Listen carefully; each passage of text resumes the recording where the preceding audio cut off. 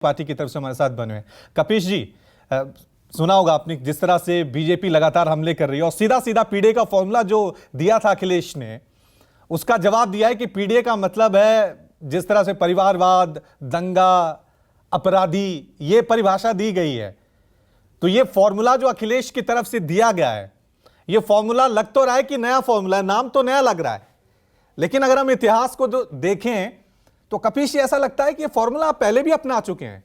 जो जो संभावनाएं यूपी में होनी थी, आप मायावती के साथ गठबंधन कर चुके हैं, आप कांग्रेस के साथ गठबंधन कर चुके हैं और हर बार जो आपका फॉर्मूला था वो फेल हुआ है। इस बार आपको क्या लग रहा है, ये जो पीडीए का फॉर्मूला आप लेकर आए हैं, इसमें कैसे कामयाबी पाएंगे, कैसे बीजेपी को हराएंगे?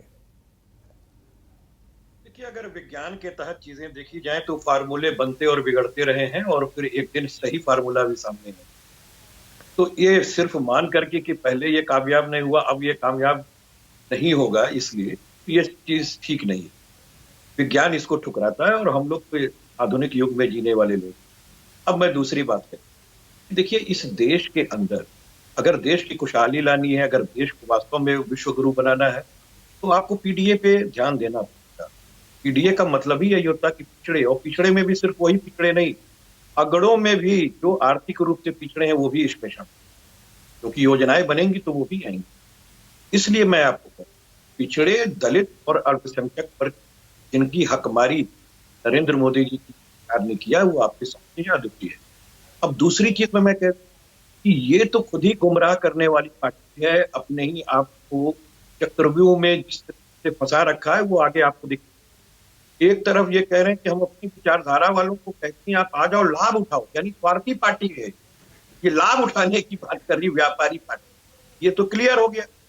दूसरा, ये पीडीपी को भी कह रही है कि आ जाओ, तुम भी तो हमारी विचारधारा के 3.5 साल हमने हमारे साथ सत्ता की मलाई चाटी है और आतंकवाद का फार्मूला दूसरे पर दिखाते हैं और 8,500 मुकदमे आतंकियों पर से भारतीय जनता पार्टी ने पीडीपी के साथ मिलकर के उठा लिए और यहां तक कि देश की संप्रभुता को हर लिया। जिस तरीके से तो पठानकोट हमले की जांच आईएसआई से करा, ये तो राष्ट्रद्रोही पार्टी है। ये तो सतपाल मलिक साहब की जो बातें उस पर जवाब देना नहीं चाहते, तो इस कौन सी मन की बात आप कर? असल मन की बात तो सतपाल मलिक ने करी, उस पर कोई जवाब आता नहीं, क्योंकि अगर उसका जवाब देंगे तो आप देशद्रोही साबित हो जाएंगे।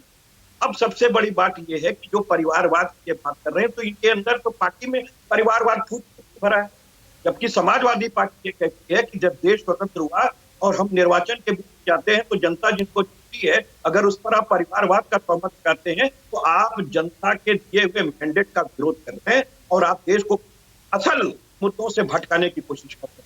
ये भारतीय जनता पार्टी। लेकिन कपिश जी आप कह रहे हैं असल मुद्दों से भटकाने, लेकिन यही तो ये एक सवाल तो आप पे भी उठेगा ना। अगर बीजेपी धर्म की सियासत करती है तो आप उसके जवाब में जाति की राजनीति ले आए, आप ले आए कि दलित, अल्पसंख्यक, पिछड़ा, तो बहुसंख्यक कहां जाएगा?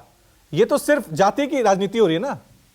नहीं, यही तो बहुसंख्यक हुआ ना, बहुसंख्यक यही हुआ। और जो बहुसंख्यक में अल्पसंख्यक यानी अमीर वाले लोग हुए, पति जिनके लिए ये देश की सरकार काम कर, अडानी और अंबानी, तो वहां के लिए हम लोग नहीं, बस साफ हम सबके साथ चाहते हैं, जस्टिस हो, सबके साथ समाजवाद पर हो, सभी को एक समान अवसर मिले, बढ़े, केवल चंद हमारे मित्र बने, ये समाजवादी पार्टी नहीं है और यही भारतीय जनता पार्टी कर रही।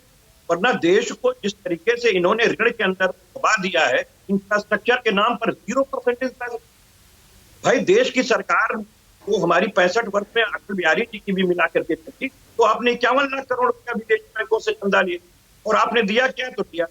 ठीक है, आपने ठीक है, ठीक है, ठीक है, तो देश को ठीक है, यही